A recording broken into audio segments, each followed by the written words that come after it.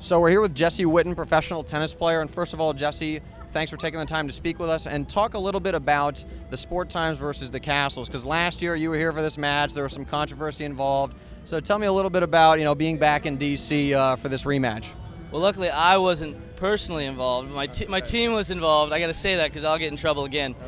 But no, it's always a heated battle. We played twice this year, and it's always come down to the wire. Once was an overtime tiebreaker, and the other one came down to the 1 or 2 games. So I mean, it's first and second teams in the division, and we know each other well, and we've had some exchanges where it's a heated rivalry. It's good. It's good for the sport. It's good for team tennis. It keeps everything exciting. But as long as we come up on the winning end, it's a great rivalry. Well, I don't know if I can agree with that, but we'll leave it there.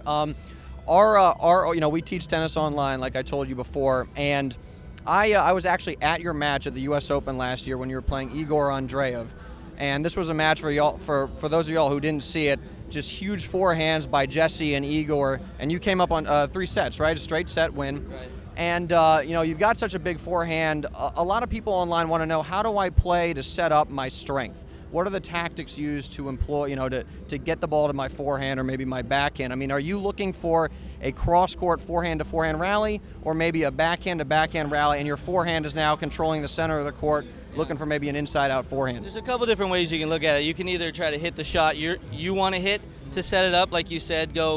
I go heavy cross court and you just wait, be a little patient, and wait for the short ball, and then kind of dictate play. Is that a backhand exchange, or either way? I usually go forehand cross courts, and when I get a chance, I go down the line with the forehand to the other player's backhand, which you normally get a weaker response, so you can kind of dictate play.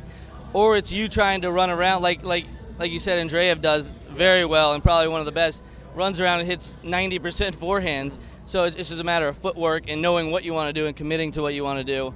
And that's just a style of play. So, I mean, there's 2 ways you can look at it. I've kind of based my game around the forehand a lot, just like he does. So, I mean, whoever was hitting it better and moving and getting in position that day was obviously hitting them better. And luckily for me, it was me. But it basically comes down to the footwork and just knowing where you want to go and what you're going to get back from the shot you're hitting.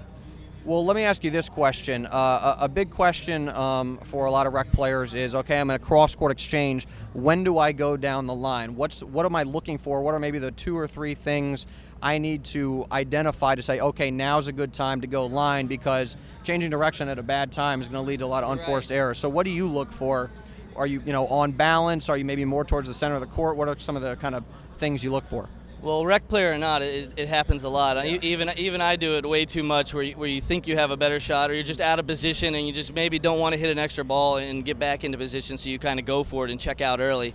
But normally it's the best thing to look for when, if you hit a good ball, you see your guy either maybe hitting a slice backhand with a slice grip, or kind of lunging out of position. Or for me, it's just when I'm inside the baseline. If you're behind the baseline, you usually don't try to go for a winner, which usually means not up the line. But I mean, it's easy to say, but it's tough to do. So it's just a matter of staying with the game plan and not kind of straying away from it. Just stick with it. Eventually, it's going to pay off. So basically, to sum up, it's a question of your court depth. If you're inside the baseline, way more likely to go down the line. If you're behind the baseline, probably more cross court. Right, and the same thing that goes with if you're behind the baseline, you usually go cross court. It's a game plan a lot of the top pros use, and it works for them. So it's got to work for everybody else. All right, Jesse, well, we appreciate it. I'd wish you good luck tonight, but maybe not too much good luck. So have fun out there. All right, thanks. I appreciate it.